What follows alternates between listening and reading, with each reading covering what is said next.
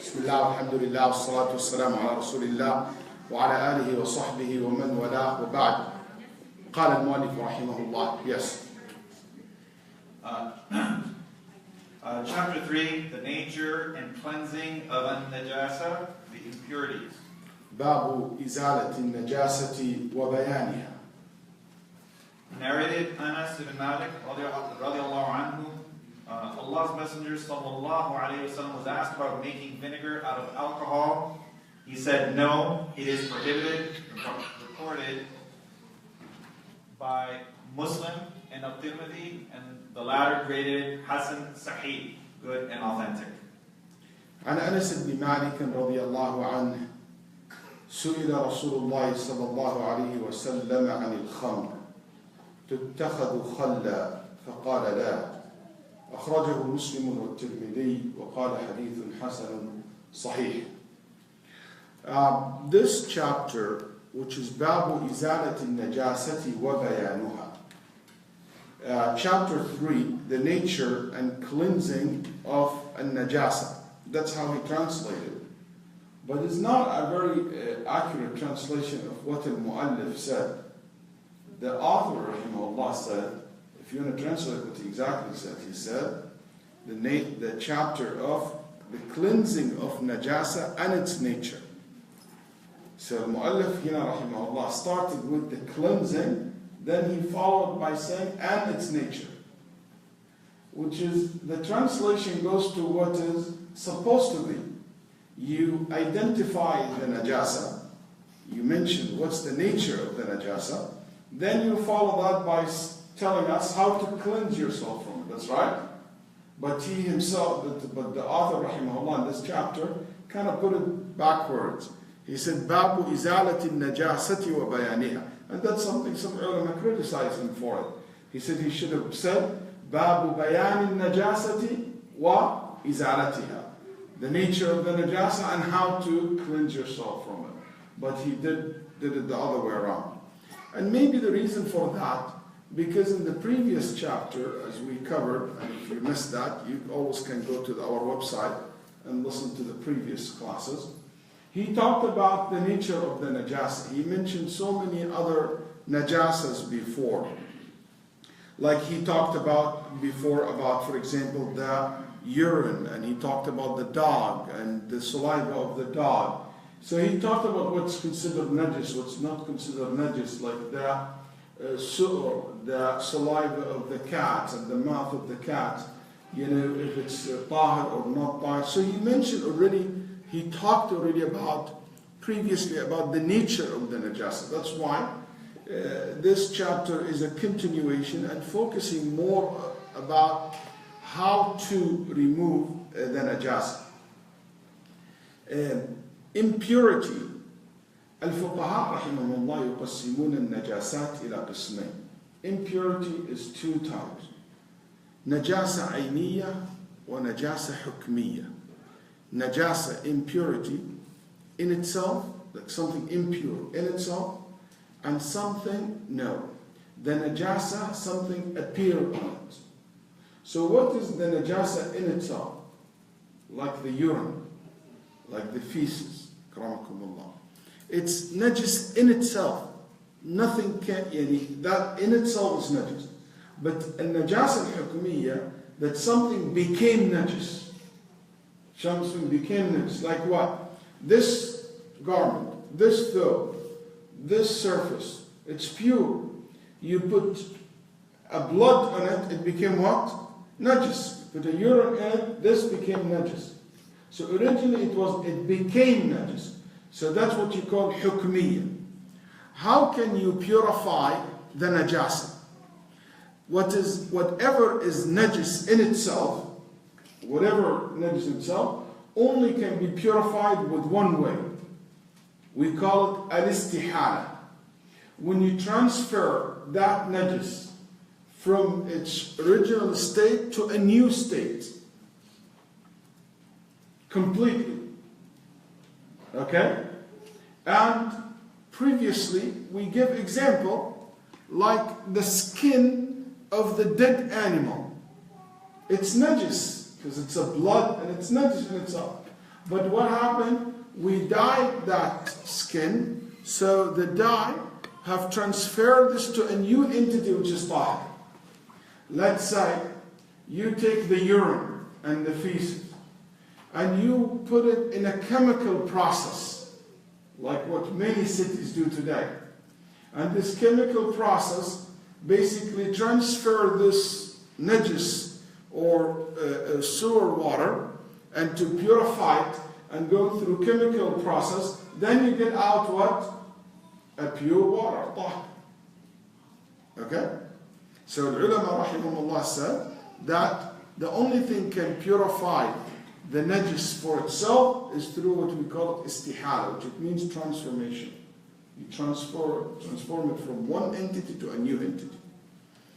As for the najasa hukmiyya, which is something become or became najis, like surface or anything like that, you can purify it with what? With any method, with any tool, with any way that it will remove the najasa. It could be water, and that's the best way. It could be sand, it could be chemical, it could be the sun. Like let's say you have a land or a piece of, like let's say in your carpet, a urine coming. Then the sun hit this carpet until completely make it dry out. This carpet became clean clothes. So the sun purified it. Okay? So anything like the air comes and the wind over days and days and days with the heat, it disappeared. So that spot became what? Tahir, pure. So here al-Mu'allif rahimahullah in this chapter, he's going to talk about all the najasat and how can you cleanse it, how can you cleanse yourself from it. And he started with something that is considered najis for him. Because Imam ibn Hajar rahimahullah Shafi'i. And the Shafi'iyya consider, like majority of the fuqaha, al-khamr as something to be najis. Okay? Impure. So he starts with this hadith Anas ibn Malik radiallahu anhu, that the Prophet ﷺ was asked about making vinegar out of wine. And he said, no, sallallahu alayhi wasallam, it's prohibited. And ulama rahimahullah said, why the Prophet ﷺ prohibited that? According to Ibn Hajar rahimahullah, and the reason he brought this hadith here, he said because he believes it is najis. Because he believes al-khamr is najis. And that's why Nabi sallallahu alayhi wa prohibited the Sahaba from using it in any form or any way. Then he mentioned that this hadith reported by Imam Muslim rahimahullah and Imam al-Tirmidhi. And Imam al-Tirmidhi said that this is hadithun hasan sahih. I mentioned that in the previous class, but I know that until everybody catch up and all masjid there. Here, it's I asked before, so we're going to go review, we studied this hadith before, I'm just going to go quick review over it. The word hasanun sahih is mushkil. Okay, it's a problematic. Why? Because the word hasan is different than the word sahih. And I give an example. If I ask you, what is your grade? You say to me, A and B. It's either you are A or B. That's right. You can't be A and B students at the same time. That's right. Does that make sense to anyone here? Make sense to you? Make does? Can you say I'm A and B at the same time? No, it's a mushkil. So here it became an issue. The ulama rahimahullah said, what he means by that when he said hasanun sahih. And for the record, Tirmidhi known for that, but he's not the only one who used that. There is another great scholar, for example, who among the 3rd century, Ya'qub ibn Shaybah. Ya'qub ibn Shaybah is one great muhaddith rahimahullah. he had a book called Musnad, one of the greatest Musnad we have. You know, this Musnad is in 30 volumes, 30 juz. Yaqub ibn Shaybah rahimahullah, he used to say this also, he used to use these terms, Hasanun Sahih. He lived during Imam Ahmad rahimahullah. Imam Ahmad was not very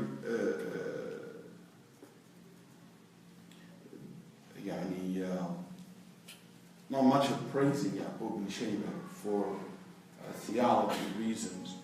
But Yaqub ibn Shaybah is no doubt a great muhaddith rahimahullah. When you walk into this man's house, he used to have 40 lihaf, 40 beds in his house. 40 beds in his house. You know why? For the one who made copy and write his musnad. The one who copy his musnad. 40 writers. Just all their job is to transcribe what he says. And they used to stay in his house just to write down the hadith that he narrates. And he was one of the most richest people in Baghdad. Plenty of money.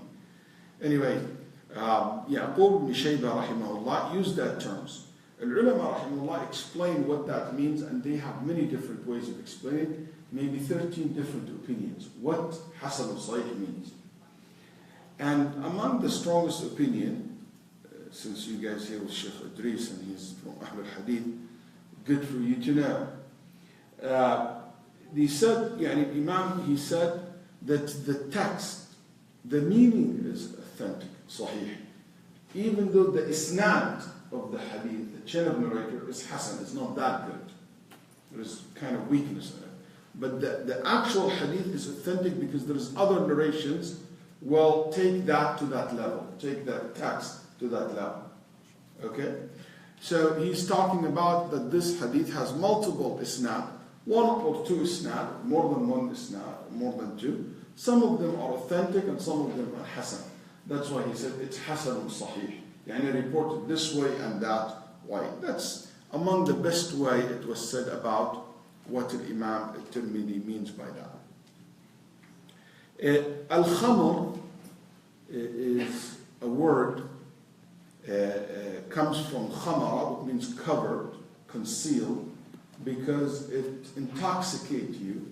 It basically covers your aql so you don't function properly. That's why we call the woman's head scarf khimar, because it covers her head. What I would like to mention here, and I mentioned this in detail in the previous class, a lot of people mix between alcohol, that chemical element, substance, and al-khamr. And there is a difference between the two. Not a lot of people think because it's alcoholic or alcohol, that element, alcohol, you just see it, it means khamr. That's not true. Alcohol is many different types. And there is synthetic alcohol, which is completely has nothing to do with khamr, which is you will find it in the perfumes, or what we call, or the chemists later on advanced the alcohol, and they came up with a concept they call the methanol alcohol. The methanol alcohol is not khamr. Methanol is a poison. You drink it, you get poison. So it's not a khamr, and it doesn't take the rules of the khamr. That's why it's a very strange for me when I see all this debate and all this talk about some Muslim race. Is it allowed for a Muslim to use a cologne or a perfume that has alcohol, as if it is khamr? This has nothing to do with that. It completely, that's like, صارت مشرقة وصرت مغربا شتان بين مشرق ومغرب. They said, this going to the east and you going to the west. Completely different cases here. All the argument about khamr is najis, is not applicable to these perfumes, because that type of alcohol that's used in the perfume is not the same one, not the ethanol that you find in the khamr that people drink, the spirit drinks. completely different elements. That's why you find the methanol exists in detergents and cleaning basically supplies and things of that nature. But you don't find it in it's not the same khamr that you find it in the one that people consume for the purpose of, what do you call it? For the purpose of what? Intoxication. Good way to put it. For the purpose of intoxication. That's completely different. So, from the beginning, I can tell you that they're not in the same line, so we don't apply the rules of khamr to these perfumes. Somebody told me, Shaykh, but some people use the cologne in certain countries and some places. They use colognes to get drunk. I grew up in overseas, for example. I have seen people like that. Those people who consume this, it's poison, it's dangerous for their body. But just because they drink it and they get high, it doesn't make what they drink khamr. It's like exactly other idiots, okay? They will go to the glue and to the paint, and they will start smelling it until they get high. Another idiot, they will go and take the benzene, the gasoline, and they will smell it to get high. Nobody will say that the benzene became khamr, or the glue became khamr, or the cologne became khamr. That's not true. Nobody would say that the hashish, the drugs, because it made them high and intoxicate them, it means that it will take the same rules of khamr. It became najis if you touch it, according to the strongest opinion among the ulama, that al-hashisha is not najis to touch it. If you touch it, doesn't make your hand touching najasa. And so on. So, I hope that people can realize this, because alcohol can be existent, soap can be existent, many different products, cleaning products today, as well as perfumes. Al-Mu'allif rahimahullah, the author, brings this hadith to support his view that al-khamr is najis, is impure. But is it true that al-khamr, alcohol, the beer, the wine, the liquor, is it true that it is najis? Because they said it is najasatul ayn, yani najis in itself. So that means if the drop of alcohol in your throat, you cannot pray. Okay? Is this true? No doubt that najasatul khamr, the impurity of khamr, is the position of the overwhelming number of the scholars. Jamahir al-ulama, the majority of the ulama, believe it is najis. The Hanafis, the Shafi'is, the Malikis, many of the Shafi'is, and Hanbalis.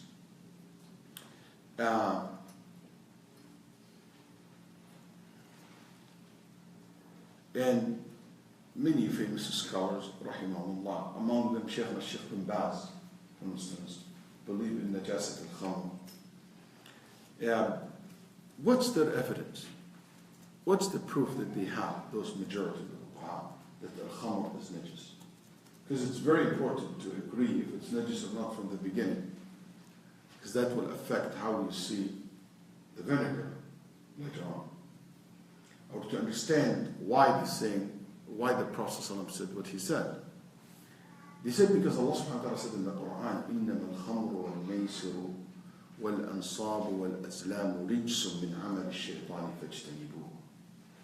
That Allah subhanahu wa ta'ala said about al-khamr, that it is rich from the action or the work of the shaitan. So avoid it.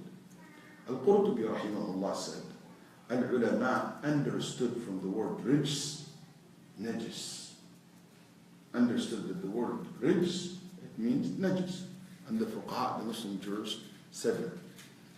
Question: does really this verse, rijs, means najis? Is the word rijs in Arabic language? mean najis. If you look at the Arabic roots, now, the word rijs, it means qadr, mustaqdar, disgusting. But it doesn't mean najis.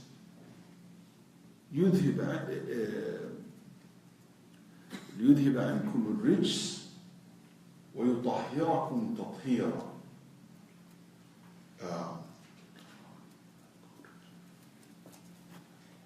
إنما يريد الشيطان أن يوقع بينكم العداوة والبغضاء في الخمر والميسر ويصدكم عن سبيل الله. He said, go back to the word rijs. So Israeli rijs means najis. As I said, the word rijs in Arabic language doesn't really doesn't carry the meaning of najas. That's why Allah subhanahu wa ta'ala, when he said about in Surah Al-Ahzab, when he said about Ahl al-Bayt, that يذهب عنكم الرجس, so he take the rijs away from you. Does that mean najis? No, it means he take away anything that is not appropriate, not good, something that it is not right to be said about you, to make you absolutely pure. كذلك يجعل الله الرجس على الذين لا يؤمنون. Allah will put the rijs upon those who don't believe. Rijs, Allah will put the najasa. No, Allah will put the punishment. Al-adab. So rijs here mean punishment. إنهم رجس ومأواهم جهنم. Allah said about the kuffar that they are rijs and they go into the hellfire. Does that mean they are literally najis? No, it means their actions is something disgusting. Their kufr is a disgusting act, qabih, unacceptable. فاجتنبوا الرجس من الأوثان واجتنبوا قول الزور. Stay from the rijs of the idols. Nobody ever, as far as I know, nobody ever said among al-mufassirin or ahl al-ilm or al-sahaba in the past or in the present that the idols were literally najis. Literally najis. These idols that they used to worship, nobody ever said that literally it is najis. As well as the verse said, إِنَّمَا الْخَمْرُ وَالْمَيْسِرُ وَالْأَنصَابُ وَالْأَزْلَامُ. All these things after al-khamr are items that they use for gambling and things like pick a straw. Nobody ever said that these items are najis. I can add to that I could not find a single one among the Salaf from the Sahaba ever interpreted the word rijs in this verse in particular as najis. As a matter of fact, the Sahaba interpreted the word rijs with other words. Ibn Abbas said as-sukht, as-shar, Abdurrahman Zayd, Mujahid, and many of the tabi'een and the Sahaba and the successors and the followers never interpreted this word as najis. And not because Allah said stay away from it, it means it's najis. Yeah, that's not true, because Allah subhanahu wa ta'ala said stay away from the gambling, not because the gambling machines are najis. So if you touch a gambling machine, oh, you know what, I need to wash my hand. Nobody said that. Okay? Also, look, Allah subhanahu wa ta'ala said, min amal al-shaytan, that al-khamr from the work of the shaytan, and gambling from the work of the shaytan. So that means the work of the shaytan. This is talking about something intangible. So we're not talking about najasa, which is something tangible if you touch it or you come in your throat. So the whole entire context of ayah, of the verse, has nothing to do with the najasa.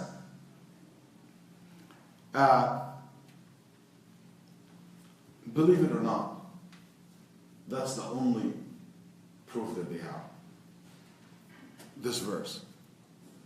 The whole entire Jumhur al-Ulama, that's the only really proof that they have. This verse. All other proofs are not like secondary. So you can see that the main proof that the majority has is something that challenges by many other scholars. The second proof that is used, they said Allah said in the Quran, وَسَقَاهُمْ رَبُّهُمْ شَرَابًا طَهُورًا, about the people of Jannah. Allah gave the people of Jannah a khamr which is pure. So that means the khamr of the dunya is the opposite, is not pure. Because when Allah described the khamr of the akhirah, it is the opposite of everything the dunya's khamr has. So that's why in the khamr akhirah, no headache, doesn't intoxicate you. The dunya, it intoxicates you and give you headache. The akhirah, it is pure, so that means the dunya is not pure, so it means it's najis. But again, that logic is a very hard, it's twisting a little bit. That's what I call kind of secondary evidence. It's not really the way to establish a ruling, and an important ruling like this. Because if we open this door, that means when Allah subhanahu wa ta'ala talk about that وَسَقَاهُمْ رَبُّهُمْ شَرَابًا طَهُورًا, that goes to the water, goes to the milk, goes to the to the honey. Is that means the honey of the dunya is not tahur? And the water of the dunya is not tahur? It means that the food is tahur very pure in the Jannah. It means that the food of the dunya is not, you can't say the opposite is that. That doesn't make is not a very good argument. That's why there is another opinion among the fuqaha, which is I choose, that al-khamr is not najis in itself. And that's the madhab of Abdul Rahman ibn Rabi'ah al-Ra'i, Rabi'ah ibn Abdul Rahman, known as Rabi'ah al-Ra'i, the Shaykh of Imam Malik rahimahullah, al-Muzani bin Sahib min Ashab al-Imam al-Shafi'i rahimahullah ta'ala, and among them Abu Dawud al-Zahiri, and al-Shawkani rahimahullah, and other scholars, Siddiq Hassan Khan, among ulama al-Hind, and Shaykh Ahmed Shakir wrote a very good about this issue and supported this position, as well as Ibn Hazm and al-Muhalla. Anyway, they said al-khamr is not najis. And among the biggest argument that they have, they said this: the default rules in everything that it is tahir, pure, until you prove the opposite. Okay? There is no correlation between prohibition of something and making it najis. Not because everything haram, it means it's najis. There's no connection. You cannot arrive at that conclusion. There is so many things haram, but not because it's najis. That's right. You're not allowed to eat cats, not because it's najis. You see, there's many things you're not allowed to, it's haram for you to eat or to consume, but doesn't mean it necessarily means it's najis. So he said, so the default rule is that everything is halal until you bring a proof to it. And you fail to bring any proof to say that al-khamr is najis. Add to this that al-khamr originally comes from something completely halal, which is the fruits, and it's not coming from najasa. Okay? So that's number one. Number two, they said,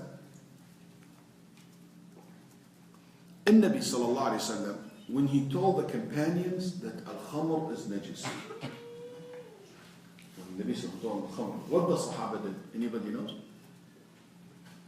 Anybody knows what the Sahaba did? When the Prophet sallallahu told them, khalas, al-khamr became completely haram. They spilled the wine in the streets of Medina. Question: if this is najis, would the Sahaba spill the wine in the streets where people walk? And these wines will touch the steps and will come to and these houses, not perfect house like what we have today. No way. Is it allowed for you to take a urine and just to spill in the streets? No, because you make najasa to the streets and not allowed.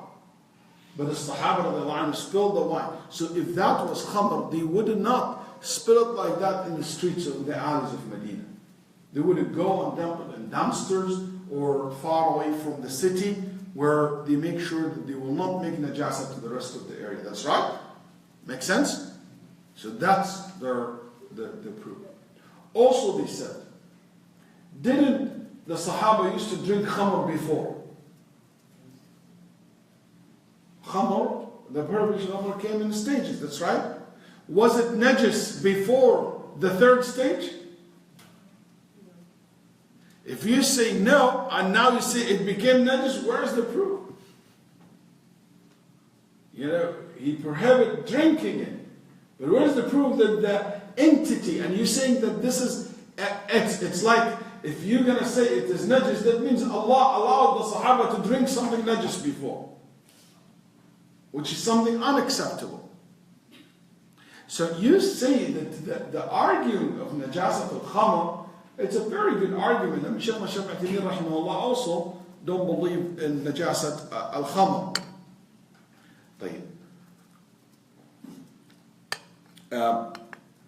I'm not here to convince you with any one of the two opinions, but I want you to be aware of the debates between the scholars rahimahumullah ta'ala. So for whatever reason, inshallah never happen, but for whatever reason of the khamr, or somebody, that will help you to determine if the khamr ever touch your hand or anything. If that means is it najis, you have to wash it out or not. Is that najasa will invalidate my salah or not, and so forth. Especially taking into consideration, some of us maybe have non-Muslims, family who billah, maybe consume al-khamr and can fall on the floor. So at least you're aware of the whole entire thing. Another issue that I want to mention in relation to al-khamr is, what is the ruling in regard to al-khamr if it mixes with something else? If you mix al-khamr, alcohol, with something else, what will be the ruling? Al-ulama rahimahullah said, if the mixing in a very, very, very, very, very small percentage, and in the modern days they put it in a percentage of 0.05, okay? That means that this mix will never be impacted by the khamr. And if you have this percentage and you consume that mix, no matter how much you consume from it, you will never be intoxicated. Okay? So that's what scientists said. And it could be a little bit less or more, but that's what the Majma' al-Fiqh al-Ulama al-Muslimin, the highest council of fiqh, have taken from the scientists. So they said, if this mix is so little to that extent, it has no impact. So that means that mix, we don't call it khamr anymore. Here, a lot of people don't understand what the Prophet ﷺ meant by saying, مَا أَسْكَرَ قَلِيلُهُ مَا أَسْكَرَ كَثِيرُهُ فَقَلِيلُهُ حَرَامٌ. This hadith, if a lot of it would intoxicate you, so a little bit of it is forbidden. A little bit, it means here what? It doesn't mean if it's in a percentage has no impact. No. It means, let's say someone, okay, if he drinks one glass of wine, will not get drunk. So he said, you know what, I'm allowed to drink wine. No. Because if you drink 2, 3 wine glasses, you will get drunk. You know, 1 can of beer, I'm good. You know, I'm fine. But if he get like, 6-pack or somewhere or 12, he will get drunk. We said, it doesn't matter in this case. A 6-pack or 12 or 1 spoon. It's haram. Because a lot of it making you drunk, or a little bit of making you drunk, it will be not allowed. But now we talk about a mix, that 0.5% that is exist in your medicine, for example, alcohol. Inshallah, if you drink from it from now until next month, you're not going to get intoxicated. You're not going to get drunk. We said that's not khamr anymore. Ashko medicine. You got it?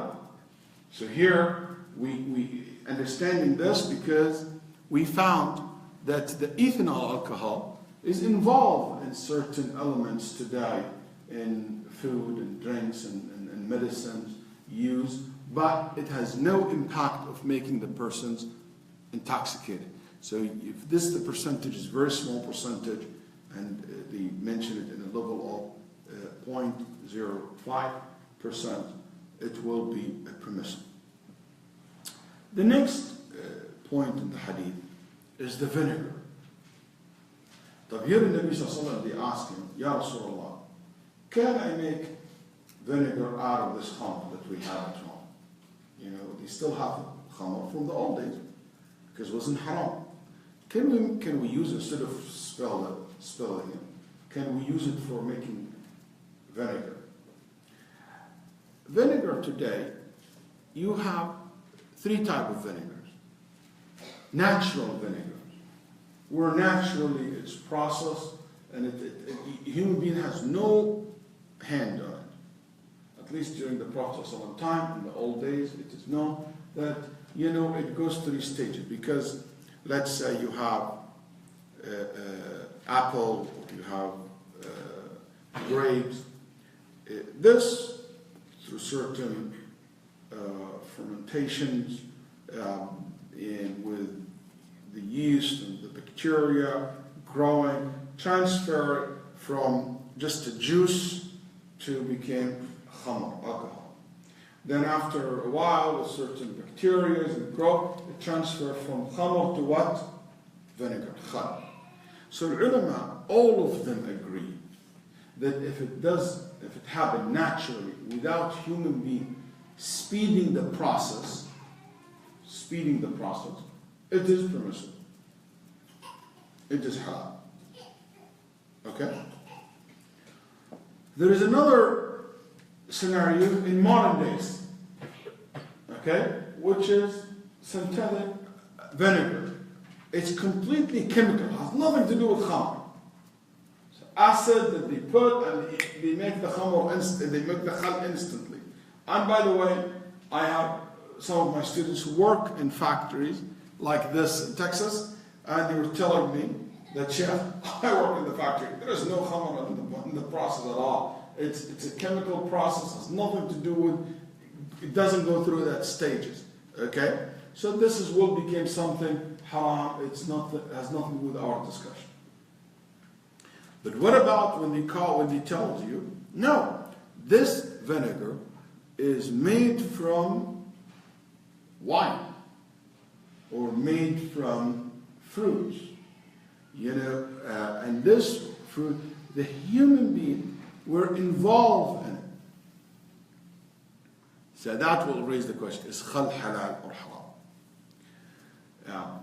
In this case, we know that the Prophet ﷺ said, ni'ma idamu al-khal, the best dipping is al-khal, vinegar. And basically this hadith reported by 9 of the companions, 7 men and 2 women. And as I said, al-ulama rahimahullah all agree that the natural type of vinegar that no human being involved in it is halal. As for the one that there is a human being involved in it, al-ulama debated. Some scholars said it's not allowed, haram. Why? It's haram. Why the Prophet he said it's haram because, listen carefully, he said because al-khamr is najis, impure. Whatever, because you have to put some fruits and you have to put some stuff in it, you know, juice in it to transfer it. Then you put it in the right temperatures. So they said, whatever you're going to add to this mix, because it's najis, the new things will be najis. So the result also will be najis. So this khamr, this basically a najis and impure, and that's why it's not allowed. Some said, no, it is not allowed, because the Nabi Sallallahu Alaihi Wasallam said to that companion, no. Hadith Anas, he said, Ya Rasulullah, can we use it? He said, no. So it is no, not because of najis or impurity, because the Nabi Sallallahu Alaihi Wasallam forbade that. Which is, I think, that a lot of scholars took that approach. There is other group scholars said, now, you know what? Al-khal is halal regardless. You process it or not. You will find some of the fuqaha, like al-ahnaf and others said, if you move it from the sun to the shade to the sun, only that will be permissible. They said if you have a limited involvement, But again, this all details, there is really no proof for it. So the third position said, it doesn't matter. You involve in it or not. You make the process or not as a human being. As long as the result is khal, it is halal. Why? They said because the khal, it's a new entity. A new entity, it means new rulings. Question. The khamr, what's the ruling of the khamr? Halal or haram? Haram. Before it was khamr, what it was? Juice, grapes. That's right. The vodka, before it became vodka, it was what? Potato. Potato is halal. A beer, before it was a beer, it was a barley. Barley is halal. You see what I'm saying? Wine, it was a grape juice, it's halal. So when it was just a juice, it is halal. When this entity it's transferred and changed to khamr, it got what? A new rulings. And when this khamr changed in its entity and its nature, and it became a new entity, it's called khal, we have to give it also a new ruling. That's the way the Prophet ﷺ have used al-khal, ate al-khal sallallahu alayhi wa sallam, and used it in his house. And that's what those scholars said. So what this hadith means when he said no, because this hadith is Muslim. Al-ulama said the Prophet ﷺ said no to those people, so no one will purchase khamr or makes khamr at home so he can make vinegar and make money out of it. That's not allowed. But it has nothing to do with the outcome, the vinegar itself. They said, Ya Rasulullah, should we keep the khamr? He said, no, spill. Because in Nabi Sallallahu this is in the beginning of legislating the ruling of what? Of al-khamr haram. And you know this addiction. So Nabi Sallallahu want to cut the heart attachment to al-khamr completely. So let's spill it all. And not opening the door for people to make khamr. And when you make khamr, and they say, why are you making khamr? Oh, I want to make vinegar. You didn't know who's making khamr for the khamr and who's making khamr for vinegars, and we get into the khamr business. It's not allowed. So that's what this hadith is about. And that's a very strong argument of those scholars, especially taking consideration that if you don't believe in the najasa of the khamr itself. Al-ulama rahimahullah were asked, like for example in al-Majma' al-Fiqh and others, about the medicines that contain alcohol, like coughing medicine and things of that nature. Can you use it? And the fatwa, the summary of it, yes, al-khamr, al-surf, the pure khamr is not allowed to be used in a form of medication unless it is necessities. When it's darura, the correct opinion, it's allowed to use. But these medicines, which is the coughing medicine and all these things, the percentage is very, very small. And it's not called khamr, it's called medicine. It's not the same as khamr, and they did not give it the same ruling of khamr, but they encourage the Muslim world, the Muslim countries and pharmacists to start looking into other elements more pure and more kosher for the Muslims. Next hadith. So the bottom line, people asking me about vinegars, it's allowed to use, even if it's wine vinegars, because actually we did not do that. And we don't know part of the process, and most of this actually done chemically in factories, and it's not like even the way that they talk about it in the books of fiqh, where the human being add to it and process. More of this done today in a chemical process. But even if it's a natural, comes from grape, the correct opinion that the outcome is a new thing, because these vinegar, wine vinegar, nothing. There's no alcohol in it. It's not khamr, not wine. It used to be, but now became something new, which is the vinegar. Yes? No, I was going to mention that you can find in the grocery shelves, it says red wine vinegar. So initially I wouldn't buy them because I thought that, well, it's made from wine. but after Any vinegar will come for at one point from some alcohol, unless it's completely manufactured. Completely factory. Yes. Go ahead. Narrated Anas bin Malik radiallahu anhu, on the day of Khaybar, Allah's Messenger sallallahu alayhi wa sallam commanded Abu Talha to announce, Allah and His Messenger have prohibited for you eating of the flesh of the domesticated donkeys, for it is unclean. And this hadith is agreed upon. وعنه رضي الله عنه يعني عن أنس لما كان يوم خيبر أمر رسول الله صلى الله عليه وسلم أبا طلحة فنادى إن الله ورسوله ينهيانكم عن لحوم الحمر الأهلية فإنها رجس متفق عليه. Hadith Anas radiallahu anh agreed upon, and that's one of the greatest level of authenticity when the hadith agreed upon by the Bukhari or Muslim. Both reported it from Anas radiallahu anh. The narration in al-Bukhari, Anas said, we woke up in the morning, and the reason behind this hadith, that the Sahaba radiallahu anh كانت عندهم مجاعة. They were so hungry. You know, they surrounded Khaybar for a while, and they ran out of food. And they became extremely hungry.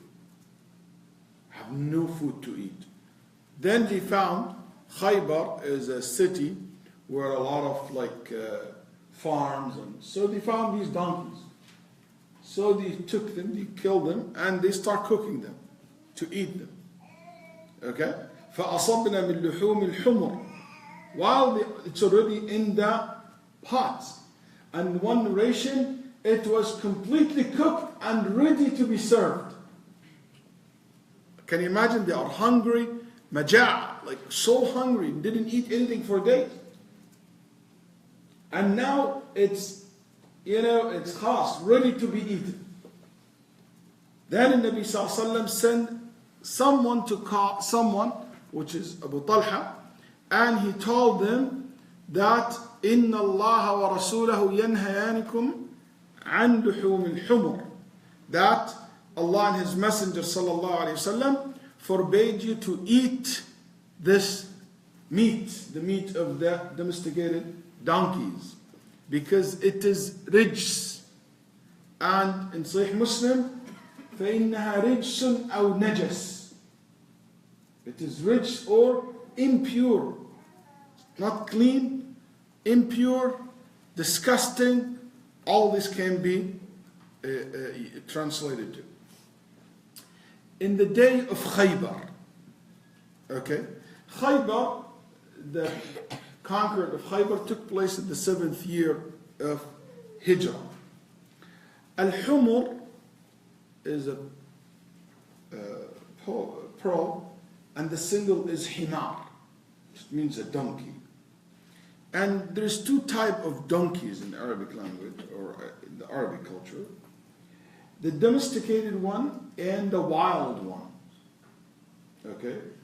The wild ones, like the one that you see today in Africa, which is zebras.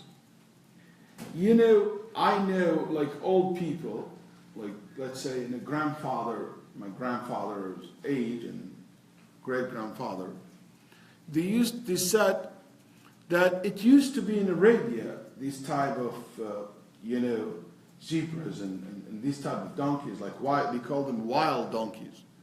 And if you read in the history and the poetry, it was a common thing that they hunt and they eat these wild donkeys. And that's why Jabir radiallahu anh said, we were with the Prophet ﷺ and we hunted a wild donkey and we ate it. The wild donkey here, it means these, like the zebras that we have today. As for the donkeys that it used in farms and in towns, they are friendly to human beings. They live with humans. These are domesticated donkeys.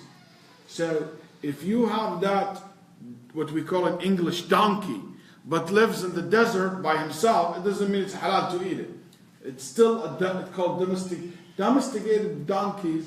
I'm worried that in English translation you will feel that the ruling has to do if that donkey live in cities or live in a farm or a barn or not. No, it means that type, that kind of donkeys, that species. Okay?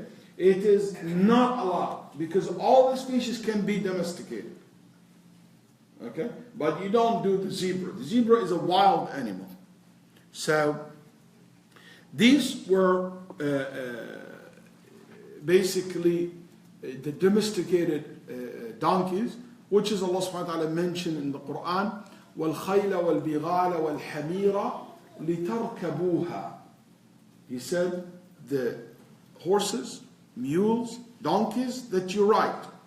That's why Imam al-Manawi rahimahullah, he said, التي تألف البيوت ولها أصحاب. The one that can be domesticated and live in villages, and it has honor. And it is called insiya, just in case somebody read in the books, they call it insiya, and the opposite is wahshiya. Insiya, it means it's so used to inhuman beings. Okay? As for the one that I said lives in deserts or wilds or live in the jungles, it is halal to eat, because Jabir radiallahu anh said, we ate in the time of the Prophet ﷺ horses and wild donkeys.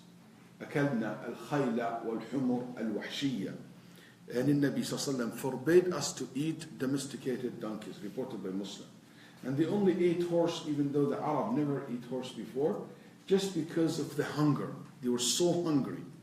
That's why it's sahih that horse is allowed to be eaten if there is need. Okay?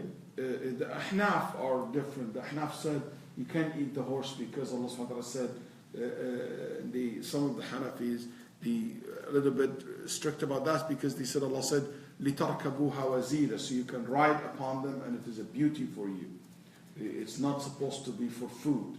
And some fuqaha said, al-khayl is more honorable to be used as a source of food. It should be used as a source of beauty and for riding it for war and things of that nature. But anyway, the hadith is authentic about eating the horse. He said rijs.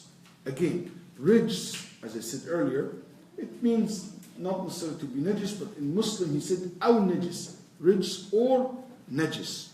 As I said, rijs can come in many different meanings, like what I said in Surah Al-Ahzab before. إنما يريد الله ليذهب عنكم الرجس أهل البيت ويطهركم تطهيرا. To purify you, Ahl al-Bayt, from any type of rijs, any inappropriate or bad or things that it is said about you. What this hadith means and why he brought this hadith. He brought this hadith to tell you that, Imam al-Hafidh huna, to tell you that among the najasat is the meat of the donkey, the donkeys. Donkeys are najis, impure, and you're not allowed to eat it, you're not allowed to touch it, you're not allowed to cook it or to consume it. The prohibition of eating the donkeys is something mutawatir in the hadith. More than 12 companions reported the hadith of the prohibition of eating domestic donkeys. And I don't know anyone disagree among those companions that there is permissibility in eating donkeys, except Ibn Abbas radiallahu anh. He said something that some ulama start questioning. Ibn Abbas was asked about, is it haram to eat donkeys? Ibn Abbas said it was prohibited, but I wasn't sure if it was prohibited because al-hamula am al-najas, يعني because Nabi Sallallahu Alaihi Wasallam want to save the donkey so people can ride on it, can load stuff on it, can be used in domestic use, or because it's najis. Kind of give a question mark. Okay? And the Shafi'is, the Hanbalis, obviously the Hanafis. The Hanafi are the strict people, the most strict people about food, will all say haram. The Malikis allowed eating, some of the Malikis, not all of them. The Maliki, to be a little bit accurate, I don't know how far we can go with this class with you guys. But the Maliki have three narrations, three positions. One jawaz, allowed, one haram, and one karah, it's disliked. So they have three different positions among the Maliki themselves. طيب, why it is not allowed for you to eat donkeys? Why the Prophet ﷺ forbid the donkey's meat? Is it true because donkeys are najis? Is it because they are impure? Al-ulama rahimahumullah said, is it because of this? Or because killing donkeys will harm people? In a sense, because people use donkeys for transportation, for loading stuff on it, they use it in farms. So if we start eating the donkeys and killing them for food, who's going to carry all the stuff? So it caused hardship for people. Okay, so Nabi Sallallahu didn't allow them to do it just because it will make their life difficult. That's why Nabi Sallallahu forbade them. If this was the real reason behind it, if that's true, that the Prophet stopped them from killing and eating it because it's needed in transportation and it's needed for loading and carrying stuff, that means in modern days it's allowed to eat it. Because we don't need them for transportation anymore. That's right. We don't need it to load. You can have a truck, you know. Those who said that, they use a hadith to say that this is the reason. Hadith Waleed ibn Abjar in Sunan Abi Dawood.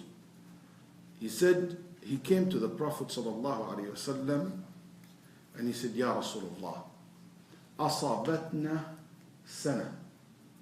We are in drought. No rain, no grass, and things so bad. And we're so hungry. And I don't find anything to feed my family with. Illa simanu humuri, except my fat donkeys. My fat donkey. It has a lot of meat in it. Can I use them? Can I feed my family from them? Then the Prophet told him, أطعم أهلك سمان حمرك. Feed your family from these fat donkeys. So this hadith told those people that the Prophet ﷺ only prohibited them in Khaybar only because in Khaybar the donkeys was needed. Okay? But it's not al-Khaybar. Is this understanding correct? The answer is no. Why? Because this hadith, feed your family from the fat donkeys that you have, is very weak hadith. It's absolutely weak. It cannot contradict the hadith in al-Bukhari and Muslim and the very clear evidence that shows that donkeys are haram to be eaten, are najis to be consumed. Okay? I want to see among you guys a smart person, and you're all smart. But I want one of you tell me that this hadith is weak even without looking at the isnad, even without looking at the chain of narrators. I can see how weak this hadith is. Al-ulama said that they criticize this hadith just by looking at the text. Yes, sister? How are the donkeys fat if they didn't have anything to eat? Very well said. How can he said, Simanu humuri, they are fat donkeys, and there is a drought, there is no grass, there is nothing to eat, nothing to feed anyone, and they are in hunger. Their donkey must be not fat. So that's why ulama al-hadith rahimahullah said that this hadith is not only that the narrator filled with weak narrators, it also, the text of it makes no sense. Okay? That's why it is wrong. And in Nabi sallallahu alayhi wasallam told them not to eat it. If it's true just because it needed that day to transportation, it's already killed and it's already cooked. If the only reason was about, so he would say, don't eat anymore, don't kill anymore. But what the Nabi sallallahu alayhi wasallam did, قال كفأوا القدور. Look at all these pots where these donkeys are cooked in it, threw it away, and break the pots. They said, Ya Rasulullah, break the pots? How about we wash it only? He said, okay, wash it only. قال أفلا قال لا نكسرها فنغسلها قال اغسلوها. We will wash it. Question. Since the Prophet ﷺ said, wash it, that shows you that it is najis. Something not right in it. That's right. And that's one of the evidence that they used to say that the meat of the donkeys are najis, is not allowed to eat it. And the Nabi ﷺ ordered them to spill. Other ulama said,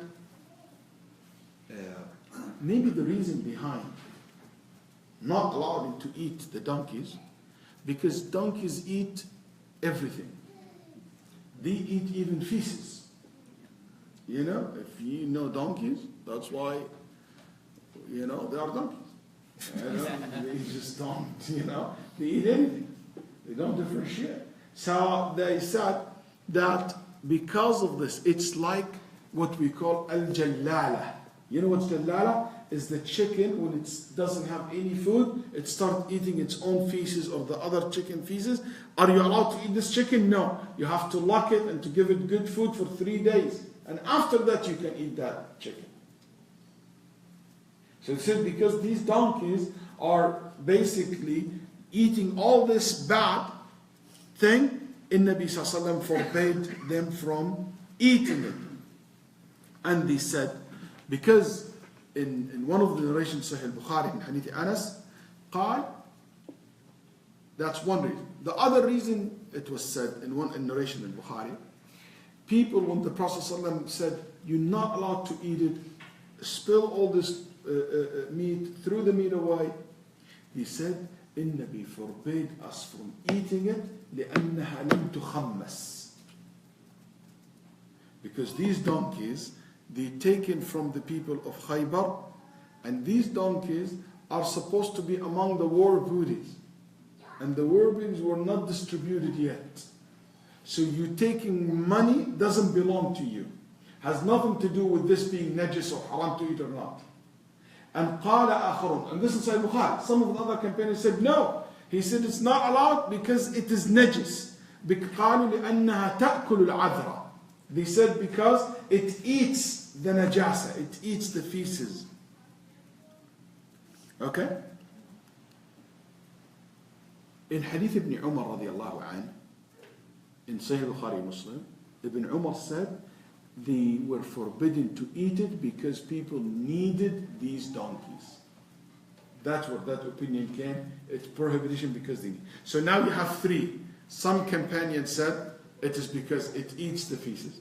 Some companions said because it's part of the war booties and was not distributed there. Some said because people need it for transportation. And the fourth opinion, that it is forbidden because it is najis. Listen to what Ibn al-Qayyim rahimahullah said in Tahdhib al-Sunan, his commentary on Sunan Abi Dawood. He said, all these three are guessings. That's right. All these are guessing. The Sahaba guessing what is the reason. And he said, why would we take the guessing of someone and you leave the statement of Rasulullah? Is the Rasulullah said, like what the brother recited, and I read, in Nabi said, don't, that it is forbidden because it is rich, it is najis, it is impure. The Prophet ﷺ stated that. It's not anymore someone guessing. So Ibn al-Qayyim rahimahullah said, and that what shows you that the right reason behind it, it is because it is najis. قال فهذا ليس حدثا ولا ظنا وإنما نص من رسول الله صلى الله عليه وسلم. When the Nabi صلى الله عليه وسلم said rajis, means something disgusting, something impure to eat. But al-ulama rahimahullah said, also split after that. That means that donkeys are najis. I'm sure most of, I see a lot of of you guys old enough to know villages, that's right? That means donkey is najis. That means if you wipe over a donkey's back and it's wet, your hand became najis. If you put your hands on the donkey's saliva, it's become najis. Those who said that the meat is najis and that's why it's haram, they said it's najis. If you touch your hand, touch your saliva, it's najis. You have to wash your hand. But and this is an opinion among the Shafi'iyya, opinion among the Hanabila, that they said the actual donkey is najis. His sweat, his saliva, like whatever comes from his nose, it's najis. Obviously, everybody agreed that the urine and the feces of the donkey is najis, but talk about the other ulama, and among the Hanabila, riwayatan, the Imam Rahimahullah, another issue said, no, it's not najis. The meat itself, najis, the meat itself cooked is ridge, not najis. Ridge, it means disgusting, that's why you're not allowed to eat it. It's like a jalala. It's not najis, the chicken, but it's disgusting, you can't eat it. Because it's eat the feces. So, why, you might say, Shaykh, but it looks like najis, the evidence supports the constant. How can you say it's not najis? Ibn Qudama rahimahullah said it's not najis. Why? He said because donkeys used to be domesticated and used to be among the companions a lot. And the Nabi sallallahu alaihi wasallam never reported that he told the companion, wash your hand from it, be careful when you... And he said many of the people used to ride the donkeys without anything in the back of the donkeys. And they're not money. They always ride the donkey without anything. It's not like you put a saddle or anything like that. You ride on the donkey. And the donkey sweat. And never been reported that the Prophet ﷺ told the companions, or the Prophet ﷺ said when he ride on the top of his donkey or his mule, never ever been reported that the Prophet ﷺ washed himself, or he said make sure that you put something on the back of the donkey. Never. And the Muslims been doing this for generations, and nobody considered this as a najas. And that's why you'll find the Ahnaf and many other scholars will go to that direction, the Hanabil as well. Many of them will say it's not najis. But even if they said the meat itself that cooked it's haram and it's disgusting, that's why it's haram to eat it, but the donkey itself is not najis. طيب. What do you think of the donkey's milk? Have you heard? Now, oh my God, it's all over the internet. Donkey's milk give you health, it's very good for your health, blah, blah, blah. You never heard of that? Huh? Cockroach milk? Oh my God. Cockroach, they have milk? Because, cockroach feces, it actually evaporates in the basically air, and that you smell it. If you have an area with cockroach, their feces goes to the air. That's why it's not healthy to live where they are, because you keep smelling all the stuff inside you're breathing. Anyway, but this milk, I've seen a lot of advertising for it, and people say that it's like healthy, blah, blah, blah. Al-ulama rahimahullah said that the milk of anything take the same ruling of the meat of that thing. So if the meat, because it comes from the meat, if the meat of that thing haram, so the milk of it is haram. So the milk of dogs is haram because haram to eat dog. The milk of goats is halal because halal to eat goats. The milk of camels halal because you are allowed to eat camel, and so forth. So if somebody said, hey, let's have a milk, you go to Africa and someone want a milk for you, Linus said, no thank you, because I don't eat line, okay? Because it's haram. So the ulama rahimahullah have this rule that the milk follow that meat. But that's not agreed upon, just for the record. Ata, Tawus, Az-Zuhri, a great list of scholars allowed milk of donkeys and other and things that's not allowed to be eaten. They don't agree with that. So you will have a debate between the scholars. But the correct opinion that the milk follow the meat. Yes? Does that also apply to the eggs, the animals that we can't eat? Can't eat their, like, you can't eat the meat of... Yes, you cannot eat the eggs of any animals you're not allowed to eat. Not the eggs. Not the eggs as well. The question, what about mule? Does mule take the same ruling of the donkeys? The answer is yes. You know, the mule is the outcome of what? Horse and a donkey. The horse is halal, according to some, and the donkey is haram. نغلب التحريم. We take the side of the haram. Okay? So that's why it is not allowed. And the ulama give example of the wolf and the hyena. I don't know what they call it in English, but we call in Arabic a sam. A sam is the outcome of the hyena and the wolf if they meet each other.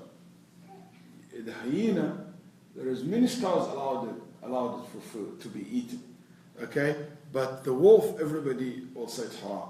You see the ulama said take the side of the prohibition, said it's not allowed. So that's why the mule is not allowed to be. You take the same rule of the donkey.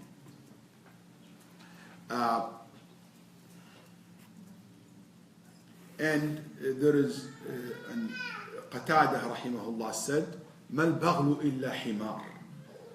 He said the mule is a donkey. Same rule. Okay? And been reported that Jabir radiallahu anhu said, in the day of Khaybar, I told you this was very hard on the Sahaba because they were so hungry. قال ذبحنا الخيل والبغال والحمير فنهانا رسول الله صلى الله عليه وسلم عن لحوم البغال والحمير. We killed horse, mule, and donkey. And Nabi Sallallahu Alaihi Wasallam forbade us to eat the mule and the donkey, and he did not forbid us from eating the horse. ولم ينهنا عن الخيل صلى الله عليه وآله وسلم. In the hadith it came that he said ينهاكما إن الله ورسوله ينهاكما, that Allah and His Messenger forbade you, both forbade you from eating from the domesticated animals. Both forbade. This pronoun ينهاكما that comes in the verb نهى فعل remind us of an incident where a man stood next to the Prophet ﷺ and he was giving a speech. And this man, he said, من يطع الله ورسوله فقد رشد ومن يعصهما فقد غوى. Whoever obey Allah and obey His Messenger, okay, and the Messenger have يعني رشد, which it means succeed. وَمَنْ يَعْصِهِمَا, whoever disobey both, have ضل, misguided. قال النبي صلى الله عليه وسلم بئس الخطيب أنت, worst خطيب you are. بئس خطيب القوم, worst speaker you are.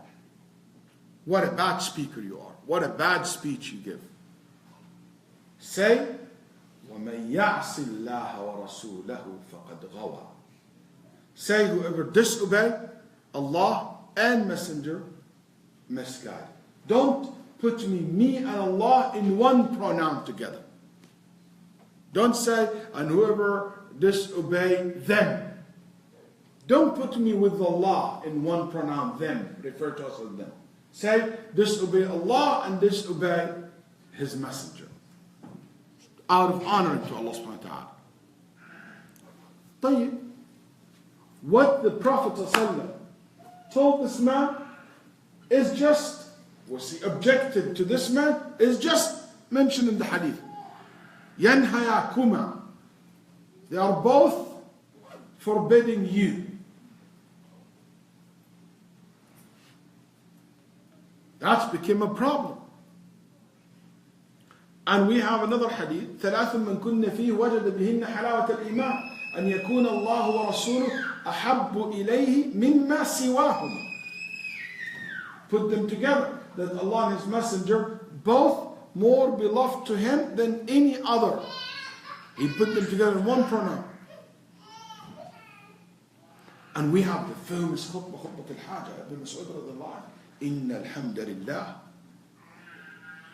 And in it, قال ومن يطع الله ورسوله فقد رشد ومن يعصهما فإنه لا يضر إلا نفسه ولا يضر الله شيئا. And whoever disobeys both harm only himself. This is exactly what the Prophet objected to. That's became an issue. The ulama rahimahullah said why the Prophet said that to this speaker who giving khutbah, and here in Nabi Sallallahu used the same thing. That became ishkal, mushkil. Needs to be solved. Some ulama said this is only allowed if the Prophet Muhammad is the speaker. So the Prophet only can refer to him and Allah in one pronoun together. If the Prophet is the one who making the speech, yes. But someone else referring to the Messenger and to Allah, no, he has to separate them. But to be honest, we are claiming that this is only for the Prophet, you need a proof. Next thing I can tell you, Khutbah al-Hajah, the Prophet ﷺ taught us to say it. And in it, he put the Prophet and Allah in one pronoun. Ya'sihim. So that's really not a very good argument. The second one with the vast majority like Al-Nawawi and Al-Ala'i, Al-Hafidh Al-Ala'i and so many fuqaha said, rahimahullah ta'ala, they said that when the Nabi sallallahu alayhi wa sallam said, بِئْسَ خَطِيبُ الْقَوْمِ أَنْتِ, the worst, this is the worst of speech or this bad speech, Nabi sallallahu alayhi wa sallam was objecting to the way he put it. Because when you give a speech, you should give details. When you give a talk, they said, because you should not cut it short. You not just refer to them in a pronoun. You're supposed to in khutbah to praise Allah, to mention Allah, to make it so distinguished. So you should Allah and His Messenger. It's an honor to mention Allah, not just to refer to Allah in a pronoun and to refer to the Muhammad in the pronoun. You should mention them in detail. Linguistically, that's the right way to talk. So Nabi Sallallahu was not saying it's haram what he said, but he saying that is not the best way in Arabic language to address people. Because it's the Prophet when he mentioned this hadith, it was not a khutbah, it was not a speech or sermon. Versus this man was giving a sermon. Yes.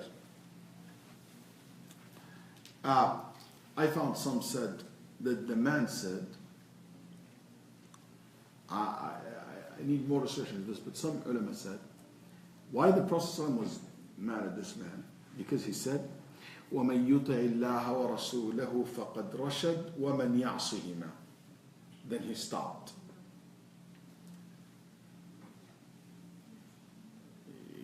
You need to know a little bit of Arabic to understand what this is. So he said, whoever obey Allah and His Messenger achieves success in those who disobey them.